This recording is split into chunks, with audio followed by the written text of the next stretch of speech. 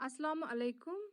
My dear students, I am Sumaya from BHSS Yunsu. This is my third lecture for second chapter of Geography, Forest and Wildlife Resources. And today our topic is types and distribution of forest and wildlife resources and community conservation.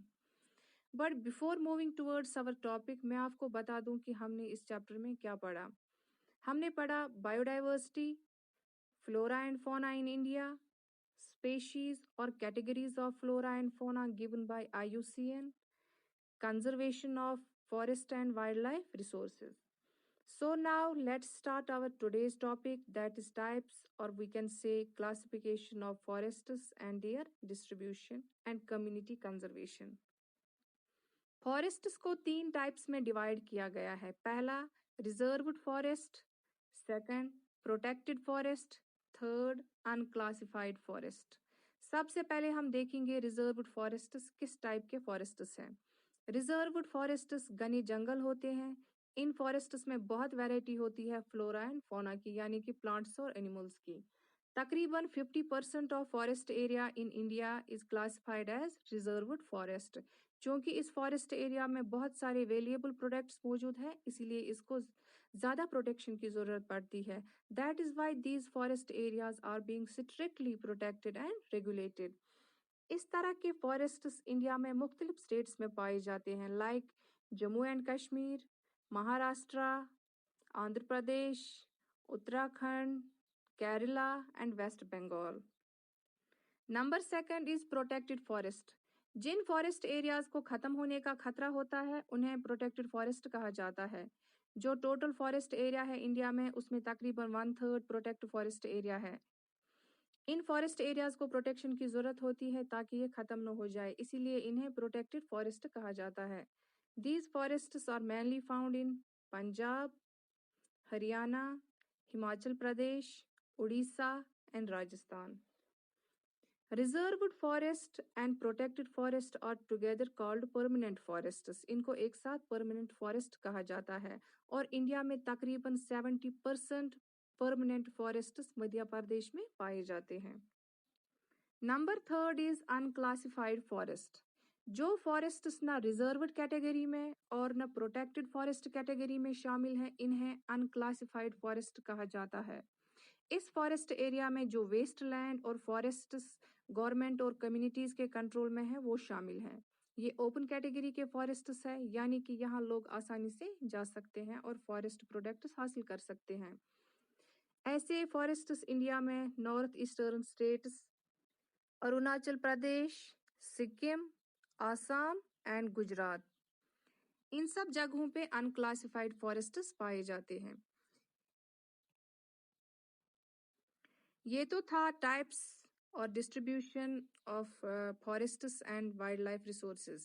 Now let us see what is community conservation. Community means a group of people living together in a particular local area. मतलब किसी एक इलाके के तमाम लोग एक community कहलाती है. And conservation means protection and proper management of natural resources. इसमें हम पढ़ेंगे कि लोकल कम्युनिटीज ने कौन से इनिशिएटिव्स लिए वाइल्ड लाइफ और फॉरेस्ट्स को कंजर्व करने के लिए. बहुत सारी कम्युनिटीज ने एक मिसाल कायम की है इंडिया में फॉरेस्ट्स और वाइल्ड लाइफ रिसोर्सेज को कंजर्व करने में. For example mining in Sariska tiger reserve. Sariska tiger reserve Rajasthan में है. वहाँ पे टाइगर रिजर्व के पास माइनिंग एक्टिविटीज हो रही थी. माइनिंग एक्टिविटीज बहुत सारे मिनरल्स को एक्सट्रैक्ट करने के लिए की जाती है. इस रिजर्व टाइगर के इर्द गिर्द जो कम्युनिटीज रहती थी, उन्हें जब पता चला कि माइनिंग एक्टिविटीज की वजह से फॉरेस्ट्स और वाइल्ड लाइफ को खतरा है और जो पानी वो पी रहे हैं वो भी पोल्यूट हो रहा है, तो इन्होंने माइनिंग एक्टिविटीज के खिलाफ प्रोटेस्ट किया.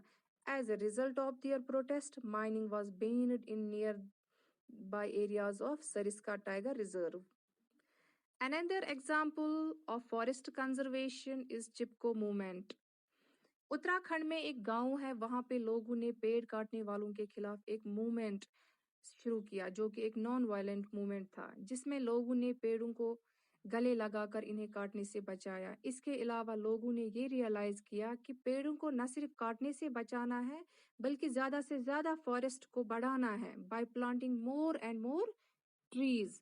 तो इस तरह से उत्तराखंड के लोगों ने न सिर्फ डिफॉरेस्टेशन को रोका बल्कि एफॉरेस्टेशन भी स्टार्ट की। One more example of community conservation is Beej Bachao Andolan, Save the Seeds movement. This was another initiative taken by the local communities for the conservation of forest and wildlife resources. ये movement start हुआ तहरी में, जो कि एक जगह है उत्तराखंड में।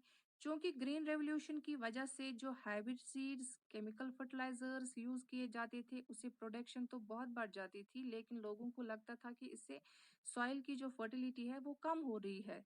तो लोगों ने एक मूवमेंट स्टार्ट किया कि हम ओरिजिनल सीड्स का इस्तेमाल करेंगे, वो भी बिना किसी केमिकल फर्टिलाइजर के।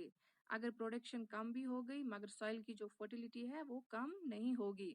And instead of chemical fertilizers, they use the leaves of walnut and neem for pest control. It resulted in higher production and improved the soil fertility. तो इस तरह से भी लोकल कम्युनिटीज ने एक अहम रोल किया for the conservation of natural resources. Joint forest management.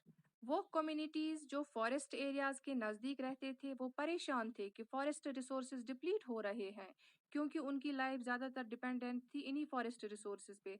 तो इन्होंने गवर्नमेंट के साथ मिलकर फॉरेस्ट्स को कंजर्व करना शुरू किया। जो उड़ीसा की गवर्नमेंट है, इन्होंने 1989 में जॉइंट फॉरेस्ट रेजोल्यूशन पास किया और लोकल कम्युनिटीज जो है वो प्रोटेक्ट करती थी फॉरेस्ट्स को, और बदले में उनको मिलता था non timber products and other forest resources. So now we saw how communities played their role in the conservation of forest and wildlife resources. ये तो था हमारा आज का topic, types and distribution of forest in India and community conservation. इसी के साथ हमारा ये चैप्टर भी कंप्लीट होता है। थैंक्स, अल्लाह हाफिज।